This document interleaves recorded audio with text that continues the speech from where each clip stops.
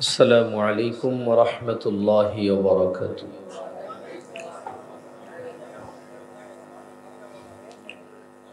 الحمد لله نحمده ونستعينه ونستغفره ونعوذ بالله من شرور أنفسنا ومن سيئات أعمالنا. من يهده الله فلا مضل له ومن يضلله فلا هادي له. ونشهد أن لا إله إلا الله وحده لا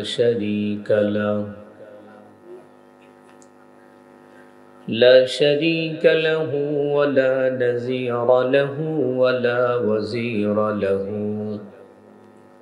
ولا سميع له ولا بشير له ولا جد له ولا ند له ولا أصل له ولا نسل له ولا مثال له ولا مثيل له. ونشهد أن سيدنا ونبينا وحبيبنا وحبيب ربنا وطبيبنا وطبيب قلوبنا وسندنا وأولانا ومولانا محمدا عبده ورسوله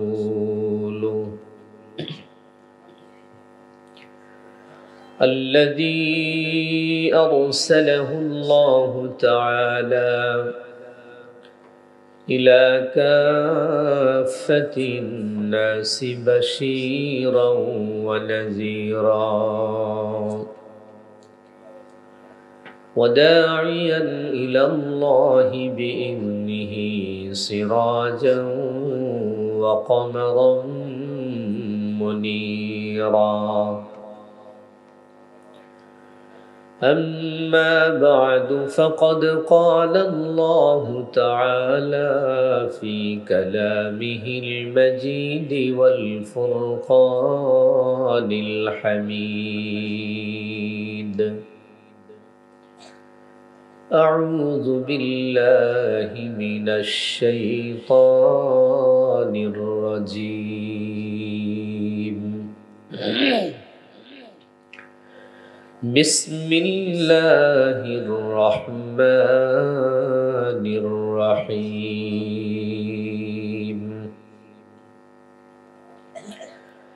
إن الله يأمركم أن تؤدوا الأمانات إلى أهلها. وقال النبي صلى الله عليه وسلم: أربع إذا كن فيك فلا عليك ما فاتك الدنيا: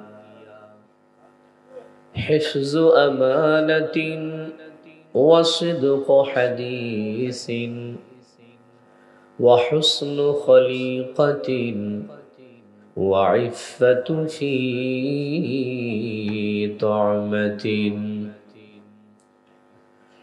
صدق الله مولانا العظيم وصدق رسوله النبي الأمي الكريم. ونحن على ذلك لمن الشاهدين والشاكرين والذاكرين، والحمد لله رب العالمين. اللهم صل على وعلى آل إبراهيم إنك حميد مجيد. اللهم بارك على محمد وعلى آل محمد كما باركت على إبراهيم وعلى آل إبراهيم إنك حميد مجيد. يا مولاي صل وسلم دائما أبدا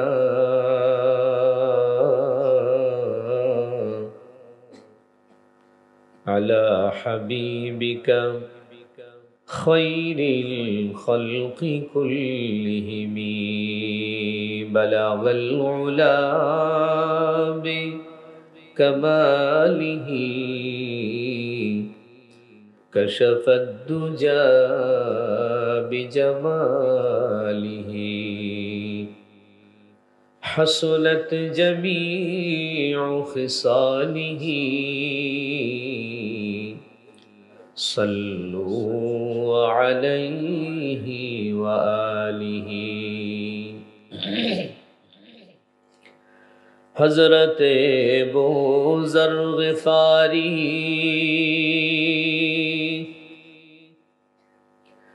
خادم خیر البشر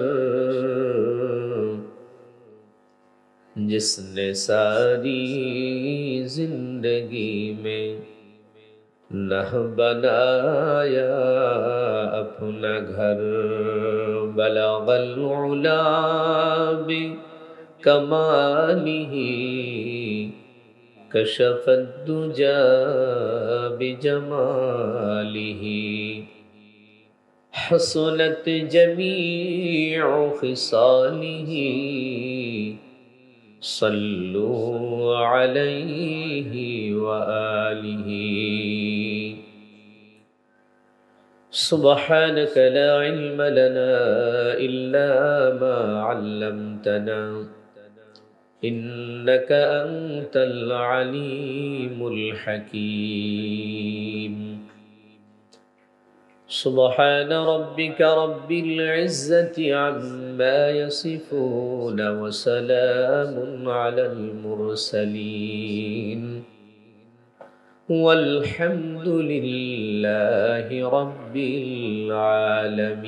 العالمين. الحمد لله. দক্ষিণ সুলতানপুর মহরম পাড়া নুরানি জামে মসজিদ এর উদ্যোগে নবম বার্ষিক তাফসীরুল কুরআন মাহফিল, সমবয়স্ক বন্ধুবর মহাব্বতের ভাইয়েরা, বিভিন্ন দ্বীনি মাদারিস হতে আগত নূর চশমা আজিজ তলাবা, পর্দার অন্তরালে অবস্থানরতা আবেদা সালেহা যাকিরা শাকিরা মুমিনা মুহসিনা পর্দানশীনা সম্মানিতা মা ও ভগ্নীগণ,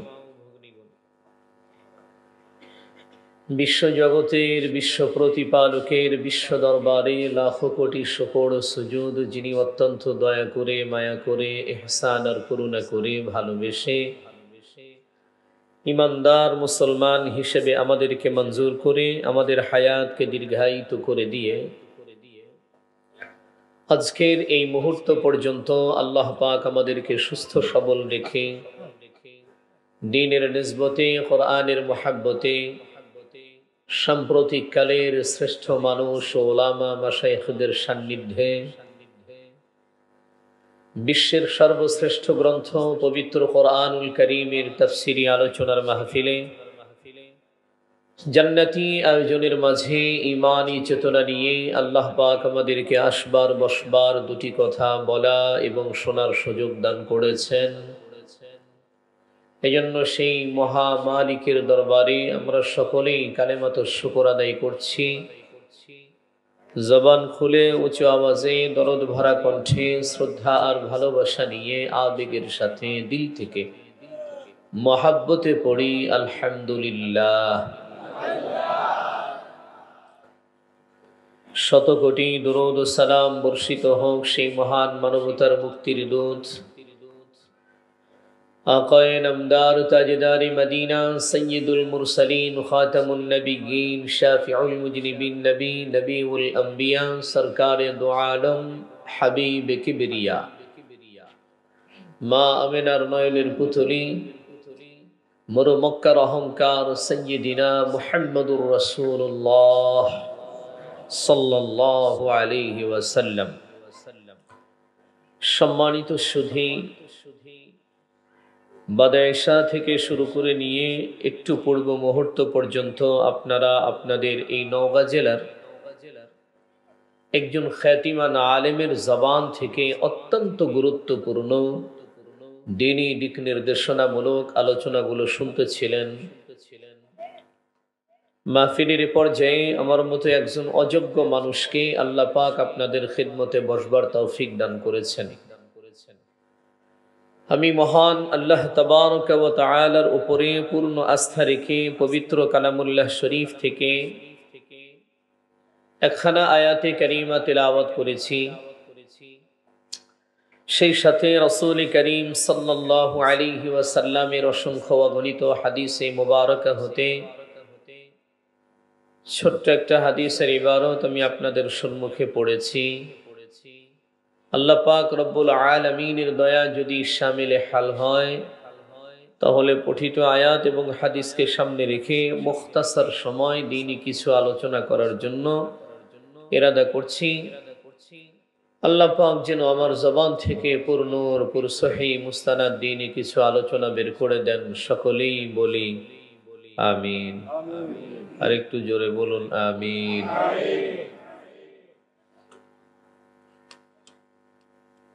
সম্মানিত উপস্থিতি, প্রতিটা মানুষ তার জীবনে উন্নতির চরম শিখরে পৌঁছতে চায়, যার কারণে আমরা আজকে পৃথিবীর মানুষগুলো দেখবেন আমরা শুধু সম্পদের পেছনে, অর্থের পেছনে, টাকার পেছনে, বাড়ি গাড়ির পেছনে, সুন্দর নারীর পেছনে আমরা দৌড়াই। কারণ আমরা মনে করি যে পৃথিবীতে ওই মানুষটা সবচেয়ে বেশি সুখী যে মানুষটার কাছে টাকা বেশি আছে। এটা আমাদের একটা ধারণা। আমি আপনাদের কাছে জানতে চাই যে মানব জীবনে তার টাকাটাই কি সবচেয়ে বড় সুখের কারণ? আমি তো মনে করি যে যার জীবনে যত সম্পদ অর্জিত হয়েছে, যত টাকা উপার্জন সে করেছে, সে তত বেশি টেনশন ফিল করতেছে, তত বেশি সে মুসিবতে আছে। কি ঠিক না? যার টাকা নাই তার এত মুসিবত নাই। দুনিয়ার অর্থ সম্পদ, টাকা পয়সা, বাড়ি গাড়ি, এগুলো মূলত আমাদের জীবনের উন্নতির কোনো চাবিকাঠি না। এটা ক্ষণস্থায়ী একটা সম্পদ, এটা হাত বদল যোগ্য। আজকে আমার আছে তো দেখবেন এটা অন্যের হাতে চলেও যেতে পারে। আমি আমার এটুকুন বয়সে আমি দেখেছি অনেককেই, অনেক ধনী বিত্তবান, যাদের দাপটে এলাকার মানুষগুলো থরথর করে কাঁপত, যাদের চোখের দিকে তাকিয়ে কথা বলার মতো দুঃসাহস সাধারণ মানুষের ছিল না। তারা অন্যায় বললেও ঠিক হইতো, আর ঠিক বললো তো ঠিকই। তারা যদি অন্যায়ও বলতো তাহলে কি হইতো? ওইটাই ঠিক হয়ে যেত। কেন? যে তার কাছে টাকা আছে। এমন অনেক মানুষকে আমি দেখেছি যে রাস্তার ভিখিরি হয়ে যেতে, যে মাত্র কয়েক বৎসরের ব্যবধানে এই মানুষগুলো রাস্তার ভিখিরি হয়ে গেছে। তাদের সংসার আর চলে না, থাকবার মতো, মাথা গোজার মতো বাড়ির সেই ছাদটুকু আর তার নাই। আবার এমনও দেখেছি যে সকালে খেয়ে থাকলে বিকালে না খেয়ে থাকতো, একটা লুঙ্গি একটা জামা দিয়ে বৎসর পার করে দিত, পায়ে জুতো ছিল না, কঠিন শীতে থরথর করে কাঁপতো, কিন্তু শীতের কোনো পোশাক ছিল না। মাত্র কয়েক বৎসরের ব্যবধানে আল্লাহ পাক রব্বুল আলামিন এই মানুষগুলোকে ধনী বিত্তবান বানিয়ে দিয়েছেন, টাকাওয়ালা বানায় দিয়েছে। তো দুনিয়ার সম্পদ এটা উপার্জন করতে কেউ যদি চায়, সে যদি মনে করে যে আমি উপার্জন করেছি, তাহলে সে ভুল বলবে। কারণ পরিশ্রম একজন অফিসারের চাইতে একজন দিনমজুর বেশি করে। ওনার যেই বেতন আর যে লোকটা সারাদিন মাঠে রোদ্রে কাজ করলো তার বেতন এক হয়, এর তো মাত্র 5 থেকে 600 টাকা, যা দিয়ে বাজার হয় না। আর ওই মানুষটা যেটা জেনুইন বেতন, এটাই তো পায় 60 থেকে 70 হাজার টাকা। এর বাহিরে তো উপরি উপার্জন যেটাকে বলে আমাদের দেশে,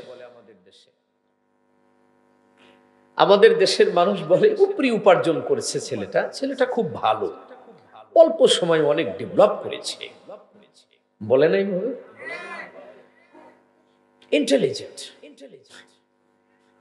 অল্প দিনে দেখেন মাত্র 7-8 মাস ছেলেটা চাকরির বয়স, ছেলেটা অনেক ডেভেলপ করেছে, কি সুন্দর একটা ফ্ল্যাট নিয়েছে, ঘরে কত আসবাবপত্র করেছে। তা আমি তো খালি ভাত নাড়াচাড়া করতেছি আর বলতেছি যে হ্যাঁ হ্যাঁ হ্যাঁ, খুব বুদ্ধিমান ছেলে, এর মতো বুদ্ধিজীবী সারা বাংলাদেশের একটাও নেই। মানে এই 7-8 মাসে মানে কত যে বদদুয়া কুড়াইছে তার কোনো ঠিক নেই, কথা বুঝেন নাই? এই 7 থেকে 8 মাসে কত মানুষকে যে জিম্মি করে সে অর্থ উপার্জন করেছে, এটা হিসাব করতে গেলে একজন হিমশিম খেয়ে যাবে। আর উনি কিনা বসে বসে প্রশংসায় লিপ্ত হয়ে যাচ্ছেন। তার মানে ওনার মন মেজাজটাও ওই রকম। উনি যখন অফিসার ছিলেন তখন উনিও, কথা বুঝেন নাই? কি বুঝেন নাই আমার কথা? যার কারণে ওনার উন্নতিটা ওনার চোখে পড়ছে, কারণ উনি জানে কিভাবে উন্নতি করতে হয়, উনি খুব ভালো জানে, এই জন্য সে জানে যে সে এই পথেই উন্নতি করছে। অতএব ছেলেটা বুদ্ধিমান। যে এই বুদ্ধিমানের আখিরাতে কোনো দাম আছে? আরো জোরে বলুন, আছে?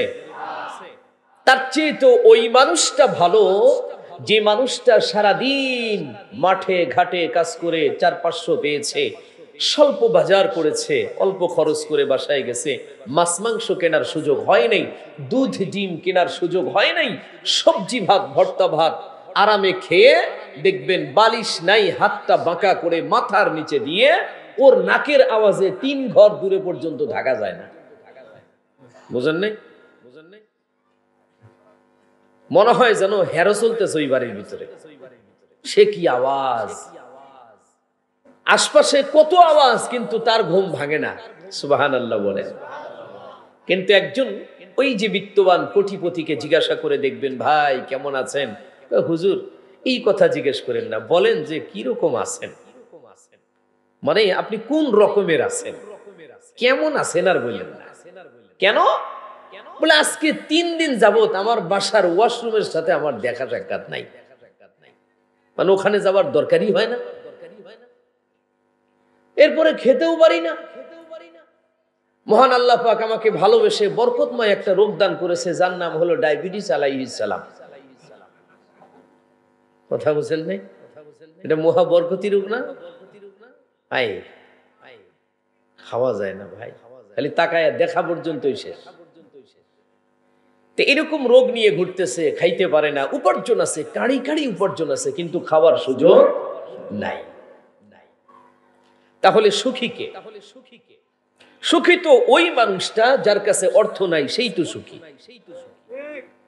আর সবচেয়ে বড় কথা হলো নবী আলাইহিস সালাতু ওয়াস সালাম বলেছেন, কিয়ামতের আদালতে ধনী বিত্তবানদের চাইতে গরিব অসহায় দুস্থ এই মানুষগুলো তাদের 500 বছর পূর্বে আল্লাহ পাকের জান্নাত দখল করে বসবে। কারণ তাদের তো সম্পদের হিসাব নেই। আল্লাহ বলবে তোমারে যে দুনিয়াতে দিছিলাম, তুমি এই টাকা পয়সা কি করছো, কোন পথে ব্যয় করছো? তো বান্দা বলবে যে আল্লাহ কি বলেন না বলেন, কি দিছিলেন? এক বেলা খাইছি আর এক বেলা খাই নাই। শীতের সময় ছোট্ট একটা কম্বল, রাত্রে জাগনা পাইয়া দেখি বউ নিয়ে ঘুমায় রয়েছে, আমি আলগা। এর আবার হিসাব চাইতেছে। জুতা ছিল এক জোড়া, দোনোজনে মিলা ভাই দিতাম। আল্লাহ বলবে তাই রে? বলে হ্যাঁ। বলে ঠিক আছে, যে ওই দিক দিয়ে তোদের একটা রাস্তা আছে, এটা হলো স্পেশাল রাস্তা, ওখান দিয়ে তোমরা সোজা গিয়ে দেখো জান্নাতের দরজা খোলা, ঢুকে পড়ো। ধনী বিত্তবান যারা কোটিপতি, অর্থের পাহাড় করেছেন, সেটা বৈধ হোক আর অবৈধ হোক, কোনো বাছবিচার করার সময় আপনার কাছে ছিল না। ন্যায় হোক অন্যায় হোক, কিভাবে আসলো এটা দেখার সময় আপনার কাছে নেই। আপনি শুধু নিজের ব্যাংকে জমানো বুঝেন, আর কিছু বুঝেন না। প্রতিটা কড়ি কড়ি করে, পাই পাই করে হিসাব আল্লাহ পাকের দরবারে না মিলানো পর্যন্ত কদম ওখান থেকে হালাইতে পারবেন না। উপার্জন করেন, সমস্যা নেই, সেটা যেন হালাল পথে হয় এবং ব্যয়টাও যেন কি হালাল পথে হয়। এজন্য নবী আলাইহিস সালাতু ওয়াস সালাম বলেছেন যে দুনিয়ার সম্পদ, টাকা পয়সা, বাড়ি গাড়ি, সুন্দর নারী, এগুলো মূলত মানব জীবনের কোনো উন্নতি না। এগুলো মানুষের ক্ষতি ছাড়া আজ পর্যন্ত ভালো কিছু করে নাই। নবী আলাইহিস সালাম বলেন, একজন মানুষ যদি সবচেয়ে উন্নত মানুষ হতে চায়, উন্নত জাতি হতে চায়, তাহলে তাকে চরিত্রের পরিবর্তন করতে হবে। একজন মানুষের সবচেয়ে বড় উন্নতি হলো তার চারিত্রিক উন্নতি। আলহামদুলিল্লাহ বলেন। এই শিক্ষা নবী আলাইহিস সালাম আমাদেরকে দিয়েছেন, সাহাবায়ে কেরামদেরকে দিয়েছেন। এজন্য নবী আলাইহিস সালাম সাহাবায়ে কেরামদেরকে চরিত্রের শিক্ষা দিতেন। কারণ বুইস্তু মুআল্লিমান, আল্লাহ পাক নবীজিকে চরিত্রের শিক্ষক বানিয়েই পৃথিবীর জমিনে পাঠিয়েছেন।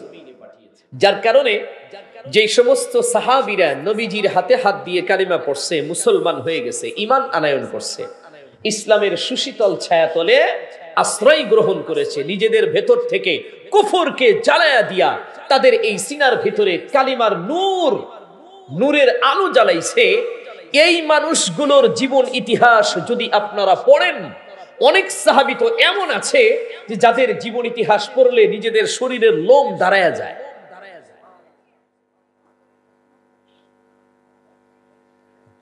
আপনি আশ্চর্য হয়ে যাবেন যে এরকম একটা মানুষ কি করে এই পর্যায়ে চলে আসতে পারে। অনেক সাহাবীদের জীবন এমন আছে যে যাদের উপার্জনের রাস্তা ছিল ছিনতাই, ডাকাতি, রাহাজানি। রাত্র হইলেই কোন একটা বারে, বার বুঝেন, বার, এ শনিবার আর মঙ্গলবার না, জি এটা হলো বার, যেখানে বাজে হলো ডিজে, মানে ছেলে আর মেয়েদের হয়েছে যে কি যে কেউ কারুর মাজা ছাড়ে না, বুঝলেন না আমার কথা? মানে ঢালাঢালি, ঘষাঘষি, সুমাসুমি, ঠোঁটাঠুটি সব চলছে ওখানে, এটার নাম হলো বার।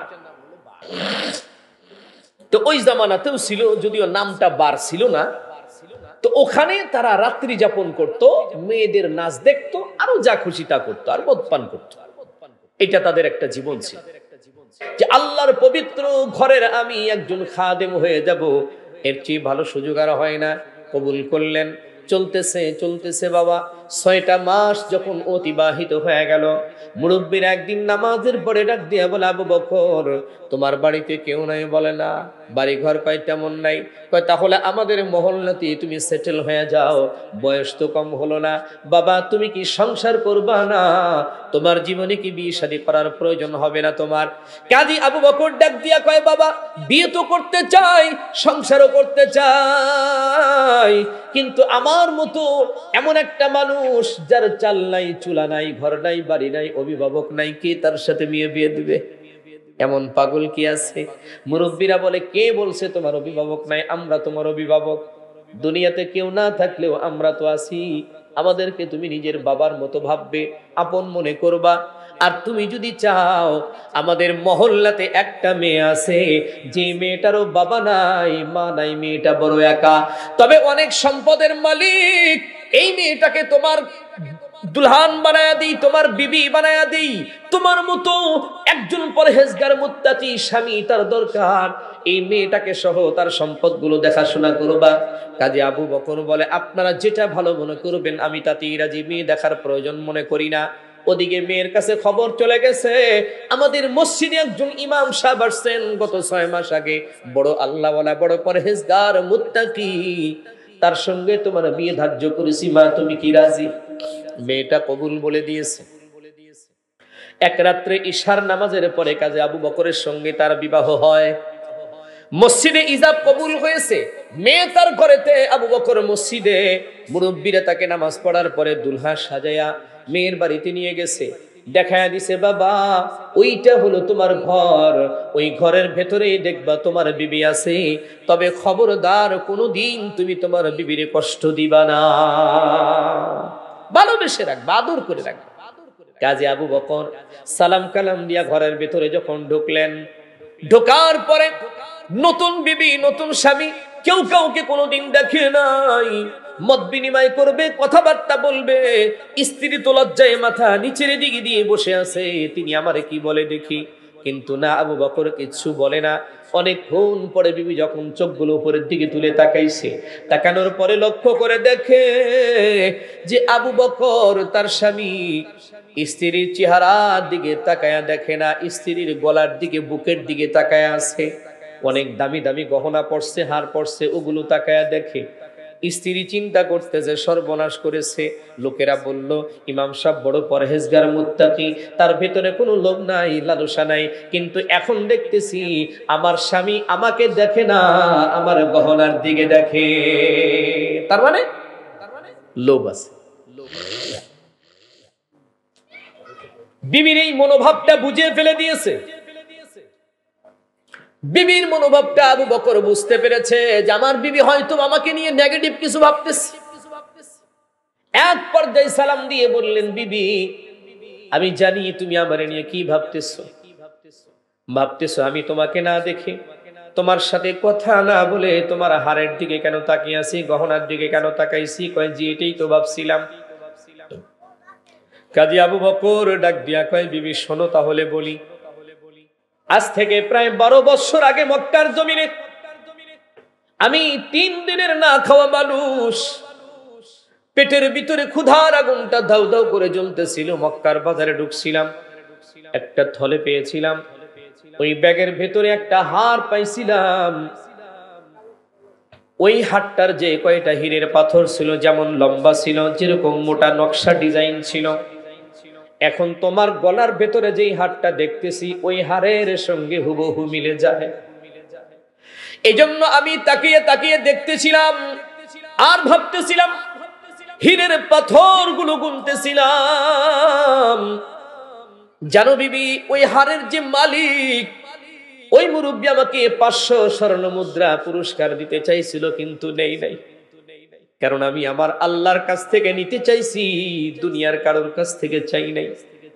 যখন এই কথাগুলো বলছে, কাজী আবু বকরের বিবি আর খাটে বসে থাকতে পারে না, লাফ দিয়ে নামছে খাট থেকে, দৌড়ে গিয়া কাজী আবু বকরের গলাটা জড়ায়া ধরছে, চিৎকার করে কাঁদে আর ডাক দিয়া বলে, স্বামী আবু বকর, আপনি কি তাহলে সেই আবু বকর যার কথা বলে বলে আমার বাবা প্রতিদিন চোখের পানি ফেলে কাঁদতো?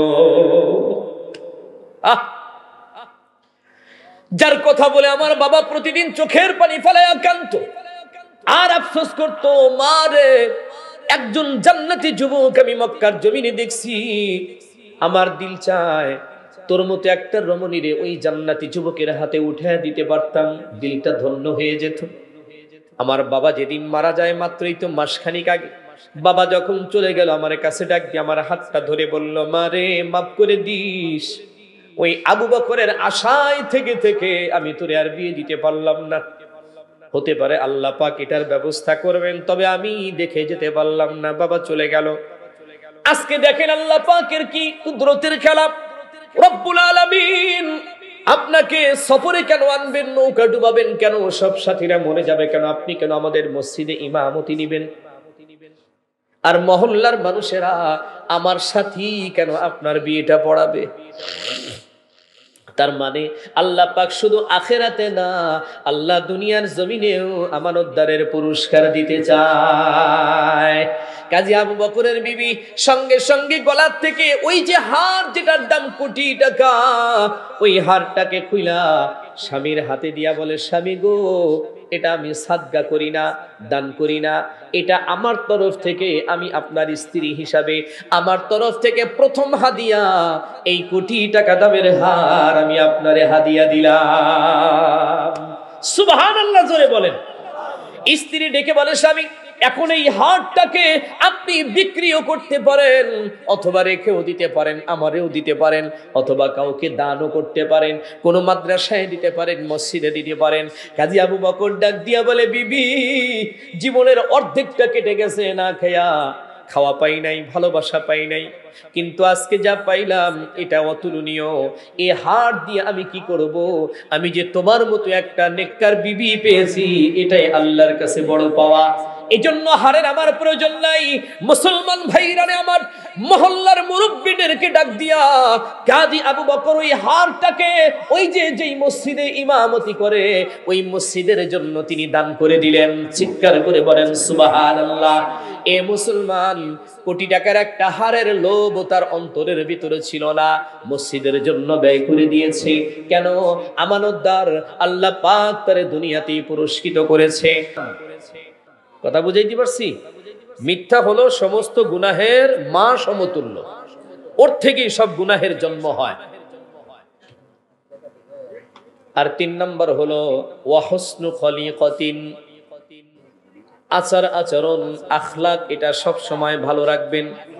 নম্র চরিত্রের অধিকারী হবেন, উগ্র মেজাজি হবেন না, কাউকে ধমক দিবেন না, বাহিরের মানুষকে তো দিবেন না, বিশেষ করে মা আর বাবার উপরে কখনো চোখ রাঙাবেন না। খবরদার, মা আর বাবাকে কখনো ধমক দেওয়া যাবে না। তারা আপনার জীবনের সবচেয়ে বড় শ্রদ্ধার পাত্র, সবচেয়ে বেশি শ্রদ্ধার পাত্র আপনার এই ক্ষুদ্র জীবনে। তাদেরকে যদি রেসপেক্ট করতে না পারেন, তাহলে আপনি কারুর কাছে সম্মান পাবেন না। মনে রাখবেন, সব জায়গাতেই আপনি অপমানিত হবেন যদি আপনি মা বাবার সম্মানের হেফাজত না করেন।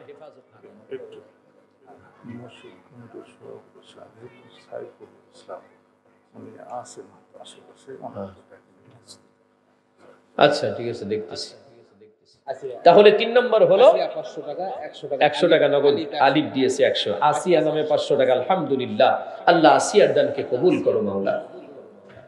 3 নম্বর হলো ওয়াহসনু খলিকাতিন, মানে আখলাক সুন্দর করা।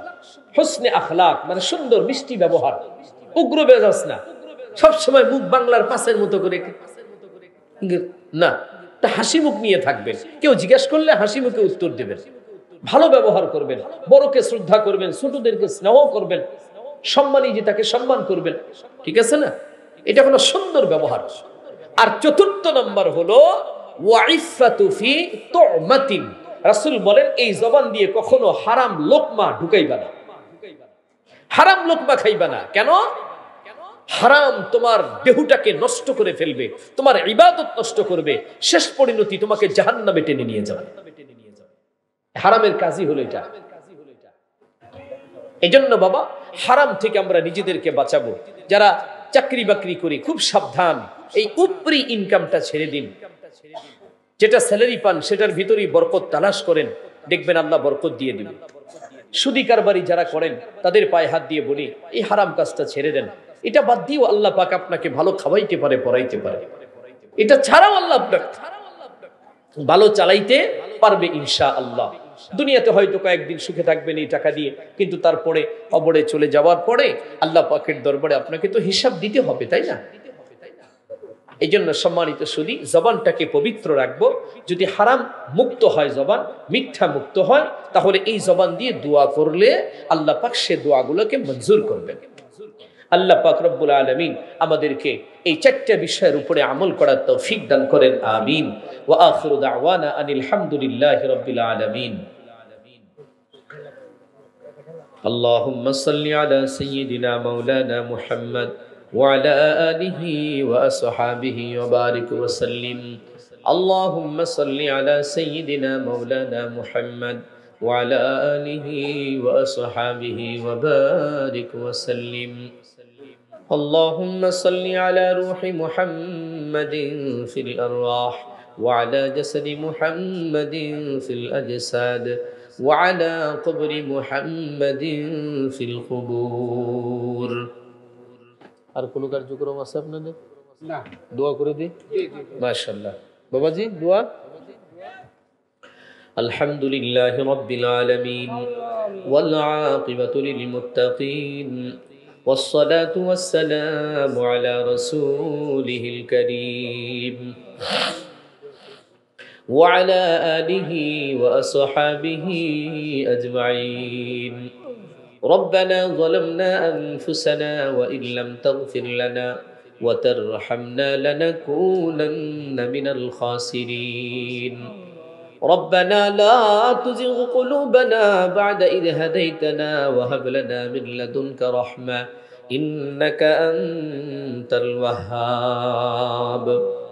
ও আরশের মালিক, কুদরতি নজরটা দিয়ে একবার তাকাও, দেখো আল্লাহ কত মানুষ এখানে কোরআনের কথা শ্রবণ করার জন্য আগমন করেছে।